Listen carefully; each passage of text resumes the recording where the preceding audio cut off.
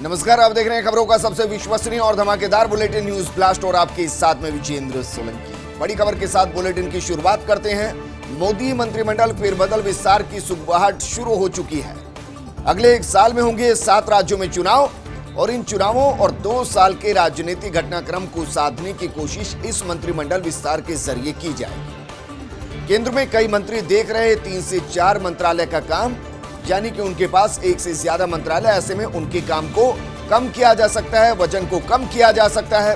Cabinet पुनर्गठन में 6 से 7 चेहरों की एंट्री संभावित है, यानी कि नए चेहरे मंत्रिमंडल के अंदर शामिल हो सकते हैं। तो वहीं कई मंत्रियों के बदले जा सकते हैं प्रभार, यानी कि मंत्रालय बदले जा सकते हैं। इसको लेकर इसी महीने में हो चुकी हैं 4 बड़ी बैठकें।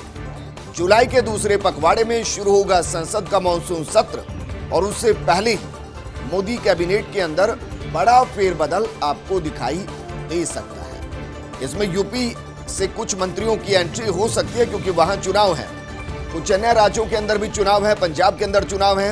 इन सब 7 राज्यों के चुनाव को ध्यान में रखते हुए मंत्रिमंडल विस्तार में कुछ चेहरे ऐड हो सकते हैं, कुछ चेहरे ऐसे हो सकते हैं जिनका भार कम कर दिया जाए क्योंकि उनके पास 3 से 4 मंत्रालय हैं और उनसे कुछ मंत्रालयों को नए सांसद जो मंत्री बनेंगे उनको दिए जा सकते हैं। असम में मुख्यमंत्री हिमंता बिस्वा शर्मा का बड़ा फैसला। अब असम में सरकारी योजनाओं में 2 बच्चों की नीति लागू होगी। इस मौके पर मुख्यमंत्री हिमंता बिस्वा शर्मा ने कहा कि उनकी सरकार धीरे धीरे जनसंख्या नियंत्रण नीति लागू करेगी। 2 से ज्यादा बच्चों वाले लोगों को कुछ चुनिंदा सरकारी योजनाओं का लाभ नहीं मिलेगा क्योंकि भारत की जनसंख्या जिस तेजी से बढ़ रही है उसको कंट्रोल करना जरूरी।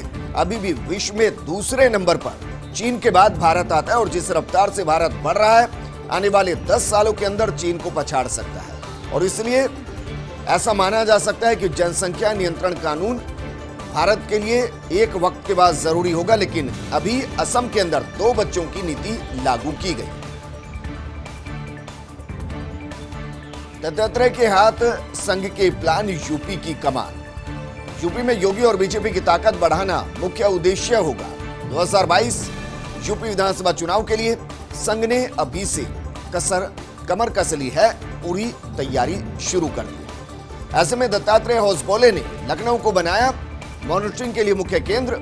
सरकार और संगठन में तालमेल बिठाने के लिए दिन रात कर रही मेहनत। मुख्यमंत्री योगी और संगठन महामंत्री सुनील बंसल में शायद नहीं बन पा रही एक राय और इसलिए सुनील बंसल की रिप्लेसमेंट के लिए दत्तात्रेय भी होमवर्क कर रहे हैं। नागेंद्र नाथ त्रिपाठी, रत्नाकर और राकेश जैन में से किसी एक को यह जिम्मेदारी मिल सकती है। तीनों ही संघ के खास हैं और अपनी अपनी वर्किंग स्टाइल से सभी को प्रभावित कर चुके हैं और अब इनमें से किसी एक पर अंतिम फैसला संघ और पार्टी को करना है, आलाकमान को करना है और ये सब कुछ योगी के साथ मिलकर करना है।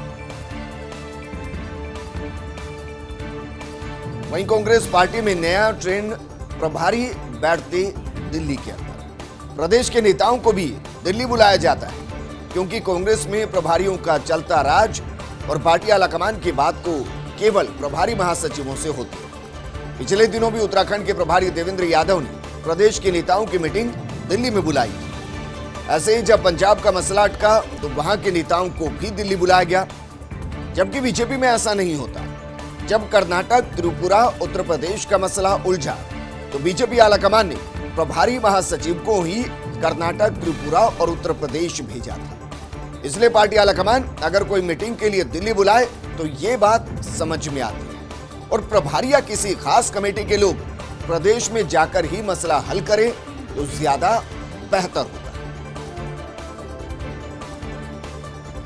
और अब सवाल यह है कि प्रियंका गांधी के ट्वीट की अनदेखी भला क्यों की, जबकि जिन मुद्दों पर राहुल ट्वीट करते उन्हीं पर प्रियंका भी करती, लेकिन फिर भी प्रियंका के ट्वीट की कर दी जाती अनदेखी। क्या ऐसा करना बीजेपी नेताओं की प्रियंका से घबराहट को दिखाता है?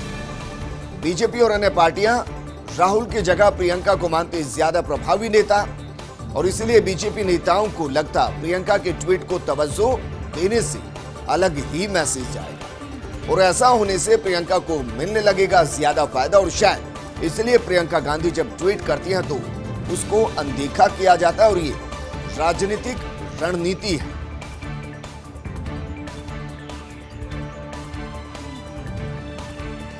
और अब बात करते हैं बीजेपी की, क्योंकि बीजेपी को कई राज्यों में सुनाई दे रही अंतर्कलह की सुगबुगाहट। बंगाल, त्रिपुरा, राजस्थान, असम, कर्नाटक आदि में विरोध के स्वर तेजी से बढ़ रहे हैं। कर्नाटक में येदियुरप्पा से पार्टी विधायकों की नाराजगी जग जाहिर है। उधर बंगाल की बात की जाए तो बंगाल में करीब 25 बीजेपी के विधायक टीएमसी में जाने को आतुर हैं। चुनाव से पहले टीएमसी से बीजेपी की तरफ और चुनाव के बाद बीजेपी से टीएमसी की तरफ। राजस्थान की बात की जाए तो राजस्थान में बीजेपी कई गुटों में बटी हुई नजर आ रही है और कई बार इस तरीके की खबरें आई।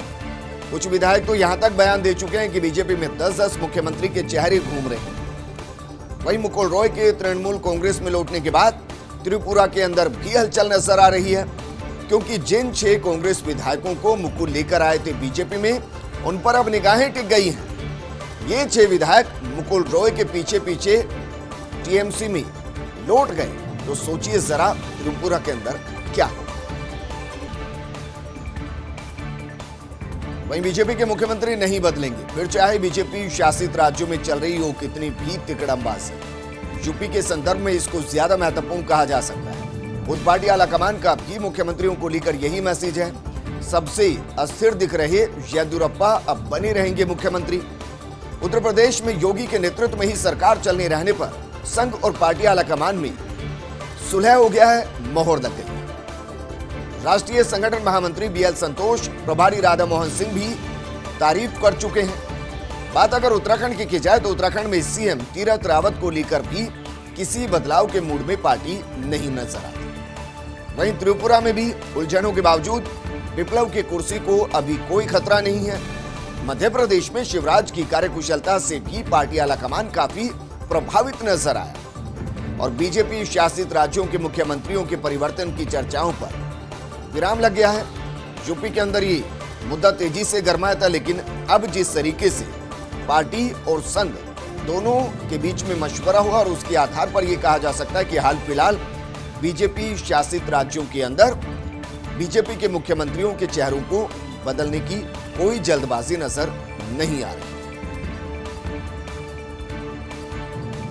वहीं केंद्र सरकार ने सुप्रीम कोर्ट में दायर किया हलफनामा। मुआवजे पर केंद्र सरकार ने सुप्रीम कोर्ट में कहा, कोरोना से मरने वाले हर शख्स के परिवार को मुआवजा देना संभव नहीं। संक्रमित व्यक्ति की मौत पर मुआवजा दे पाना राज्यों के वित्तीय सामर्थ्य से बाहर है। अगर पूरे रिलीफ फंड को कोविड पीड़ितों को मुआवजा देने में ही खर्च कर दिया जाएगा तो राज्यों के पास दूसरी आपदाओं से निपटने के लिए पर्याप्त धन की कमी हो सकती है। आपदा प्रबंधन कानून में मुआवजे का प्रावधान केवल भूकंप, बाढ़ आदि प्राकृतिक आपदाओं पर लागू होता है, जिसे कोरोना महामारी पर लागू नहीं किया जा सकता। लेकिन एक चीज, जब सरकार जीएसटी का पैसा राज्य सरकारों को दे रही थी तो उस दौरान इसको प्राकृतिक आपदा माना गया था, एक्ट ऑफ गॉड के दायरे में लाया गया था। तो अब इसको एक्ट ऑफ गॉड के दायरे से बाहर कैसे किया जा सकता है, ये सवाल है। याचिका में आपदा प्रबंधन अधिनियम 2005 के तहत मांग की गई है, कोरोना के चलते जान गंवाने वाले लोगों के परिवार को मिले 4 लाख रुपए अनुग्रह राशि। सुप्रीम कोर्ट ने केंद्र सरकार को नोटिस जारी कर इस पर जवाब मांगा था। वैक्सीनेशन प्रबंधन पर मुख्यमंत्री गहलोत ने कहा कि वैक्सीनेशन के लिए गांव धाणी तक हो रही बेहतरीन प्रबंधन। विशेषज्ञों के अनुसार कोरोना की तीसरी लहर कब आ जाए कोई नहीं जानता। जीवन रक्षा के लिए वैक्सीनेशन का कार्य तेज गति से पूर्ण करना बेहद जरूरी है। वैक्सीनेशन ही कोरोना महामारी से बचाव के लिए मुख्य उपाय है।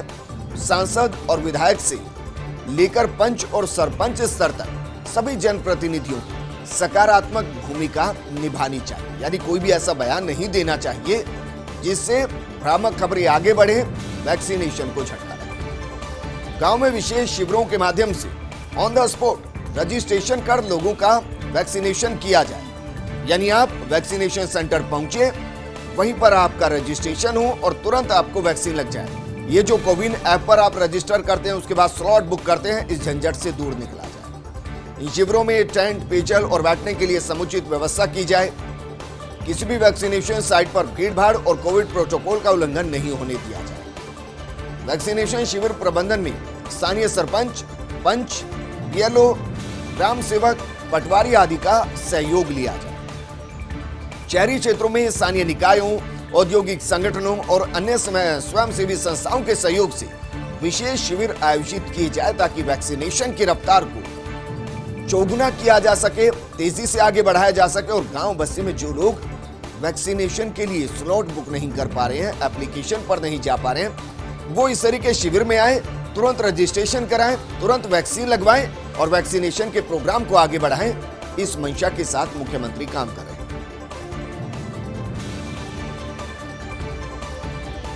अब रेल कर्मियों को मिलेगा वैक्सीन के लिए भुगतान। दरअसल दोनों डोज लगवाने पर 1000 रुपए का भुगतान मिलेगा।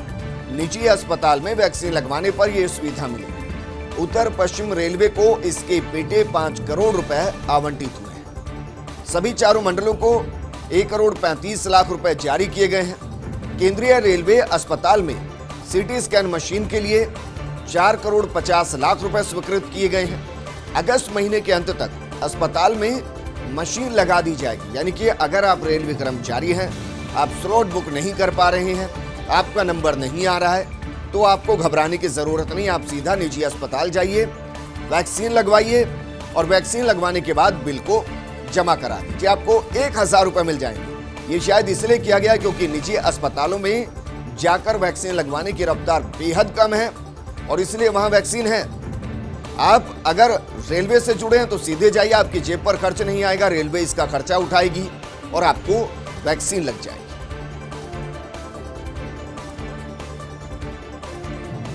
लेकिन बुजुर्ग यात्री तीर्थ योजना पर कोरोना का ग्रहण लगता दिखाई दे रहा है। 5000 से ज्यादा बुजुर्गों की तीर्थ यात्रा पर फिर पानी फिर गया है। सहायक आयुक्त ने योजना की वस्तुस्थिति की फाइल भेजी आयुक्त को और योजना के तहत 5000 से ज्यादा लोगों ने रजिस्ट्रेशन कराया था। योजना को लेकर फाइल पर मांगे जा रहे हैं दिशा निर्देश। कोरोना काल समाप्त होने के बाद ही शुरू हो पाएगा अब इस योजना पर आगे का। लेकिन योजना के लिए आर्थिक संसाधन जुटाना भी एक बड़ी चुनौती रहेगी क्योंकि कोरोना काल के अंदर एक तो राजस्व बेहद कम आया, ऊपर से सरकार के सामने चुनौतियां ज्यादा रही, कोरोना पर ज्यादा पैसा खर्च करना पड़ा और इसलिए हम कह रहे हैं योजना के लिए आर्थिक संसाधन जुटाना एक बड़ी चुनौती साबित होगी। लेकिन जो बाहर जाना चाह रहे थे, तीर्थ यात्रा करना चाह रहे थे, जो बुजुर्ग हैं, जो सोच रहे हैं कि जीवन के अंतिम पड़ाव के अंदर तमाम तीर्थों के दर्शन कर लिए जाएं, ऐसे 5000 से ज्यादा बुजुर्ग हैं जिनकी उम्मीदों पर पानी फिरता दिखाई दे रहा है। सहायक आयुक्त ने योजना की वस्तुस्थिति की फाइल आयुक्त को भेज दी है।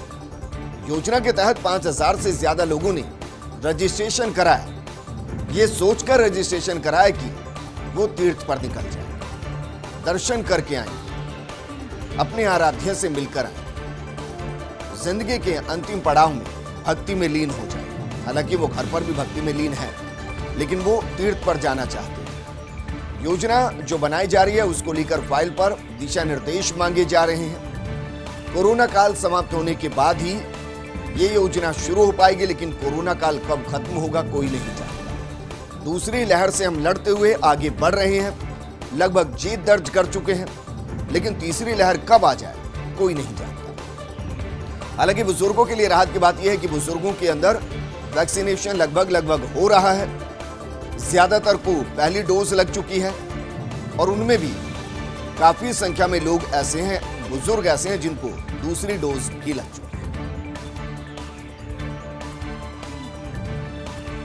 बुलेटिन में खबरों का सिलसिला लगातार जारी है, लेकिन यहां रुकेंगे एक छोटे से ब्रेक के लिए। जल्द हाजिर।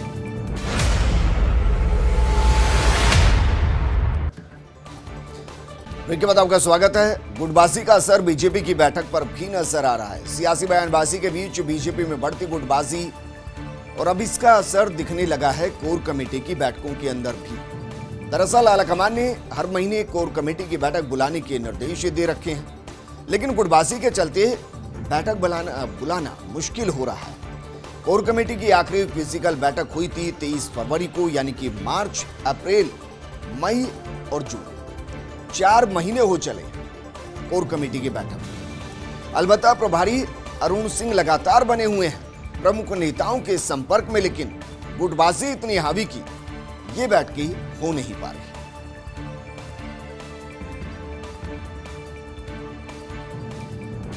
और अब बात करते हैं जनता बनाम सरकार की, क्योंकि एक तरफ है कमर तोड़ती महंगाई और दूसरी तरफ है बढ़ती सरकार की कमाई। कोरोना काल में घटी लोगों की कमाई, लेकिन सरकार पेट्रोल डीजल के दाम बढ़ाकर बोझ डाल रही है। हर दिन पेट्रोल डीजल के दाम बढ़ते हैं। जरा सोचिए, 2 मई वो तारीख जिस दिन पश्चिम बंगाल का परिणाम आया, उसके बाद से लेकर आज तक लगभग 1.5 महीने में 7 से 8 रुपए पेट्रोल और डीजल पर बढ़ चुके हैं। देश में ऐसा पहले कभी नहीं। पहली बार आयकर से ज्यादा रहा पेट्रोल डीजल के रूप में मिला टैक्स।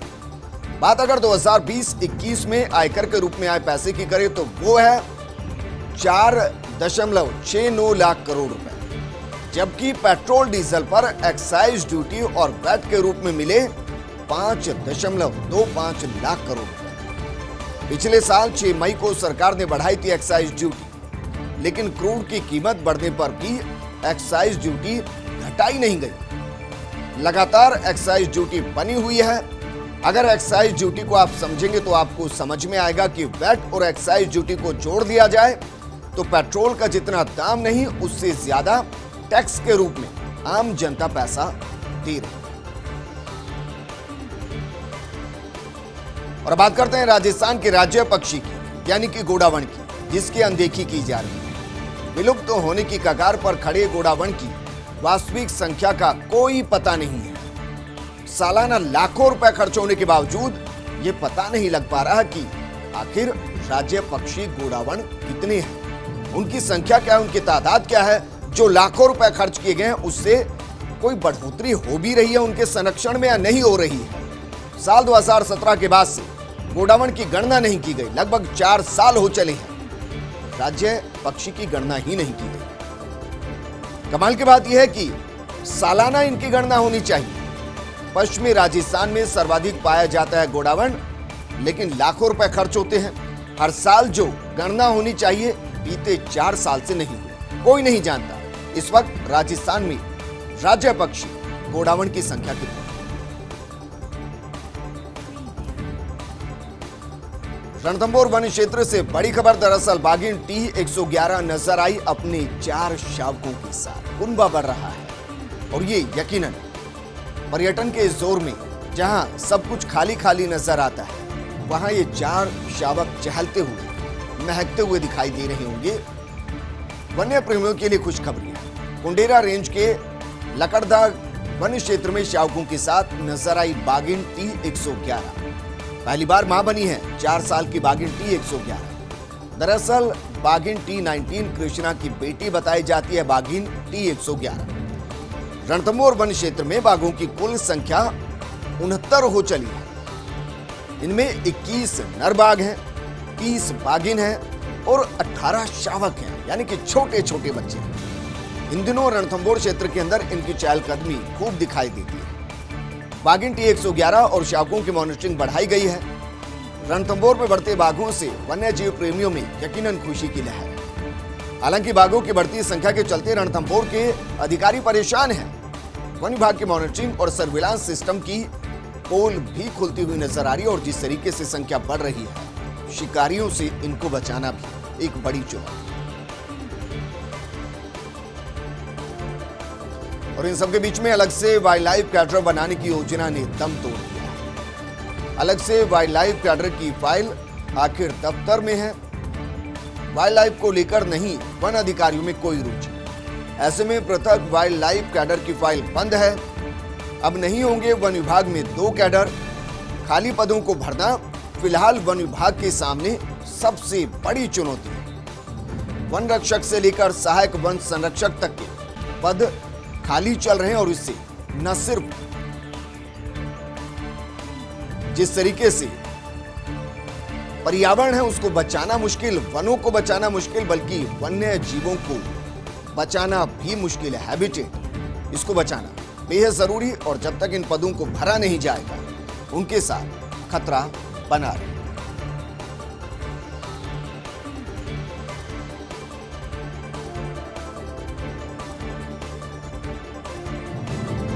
तो पृथक वाइल्ड लाइफ कैडर की फाइल दफ्तर के अंदर और माना जा रहा है कि लगभग ये बंद हो चली है।